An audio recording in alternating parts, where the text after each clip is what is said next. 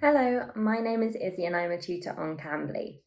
Today we're going to learn 10 different idioms in English to help you sound more like a native speaker. Idioms are expressions that have a figurative meaning, which is different from their literal meaning.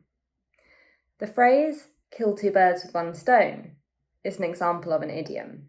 Fluent and native English speakers understand that this doesn't refer to harming birds or using stones, but that someone is completing two tasks at once. Idioms often reflect a commonly held cultural view or experience, even if it is now out of date and isn't something people use anymore. For instance, you might say that someone should bite the bullet when they need to do something they don't want to do. The origin of the phrase refers to wounded soldiers biting down on a bullet to avoid making noise during a wartime operation.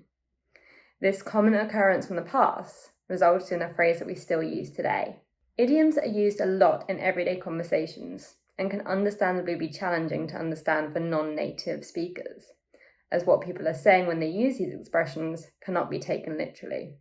Because there are no real rules for idioms, the only way for language learners to become familiar with them is to learn the meanings.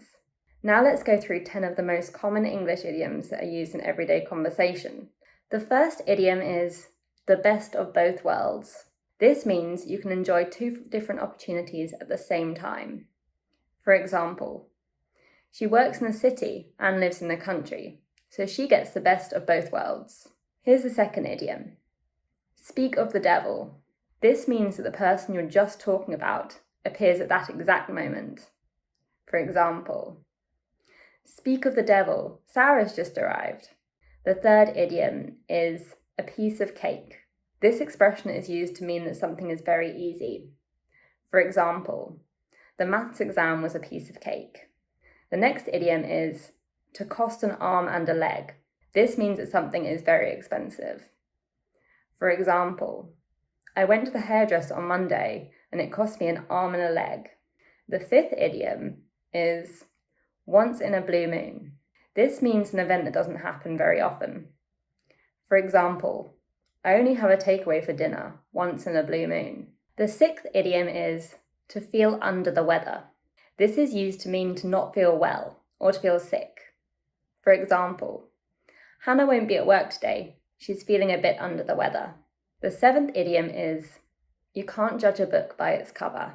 This expression means to not judge someone or something based only on appearance.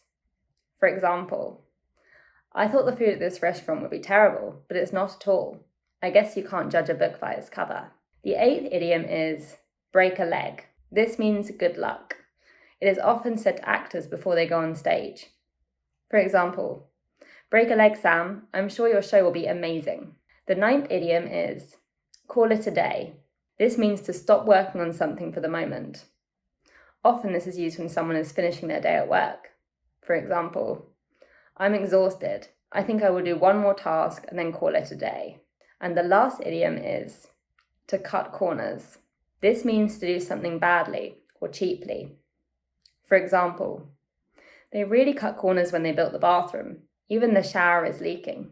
Now let's practice whether we have understood these idioms correctly.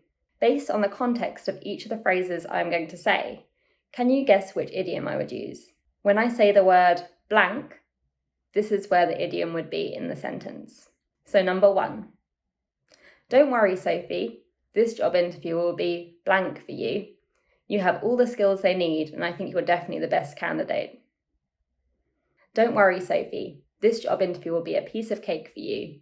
You have all the skills they need, and I think you're definitely the best candidate. Number 2. Did you hear what happened to Anna yesterday? Oh, blank. Here she is. Did you hear what happened to Anna yesterday? Oh, speak of the devil, here she is. Number 3. I'd love to go to Barbados, but it's so much money. It would blank. I'd love to go to Barbados, but it's so much money. It would cost an arm and a leg. Number 4. Take your time, don't blank, and follow the instructions. Take your time, don't cut corners, and follow the instructions. Number 5. I was disappointed when I saw the outside of my new home, but I was amazed at the living room as I went inside. Blank. I was disappointed when I saw the outside of my new home, but I was amazed at the living room as I went inside. Don't judge a book by its cover. Number 6. I got a deal that let me stay in a 5-star luxury resort at 2-star prices. It was blank.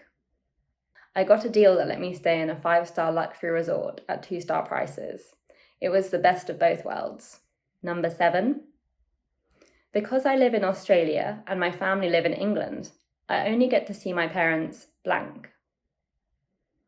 Because I live in Australia and my family live in England, I only get to see my parents once in a blue moon.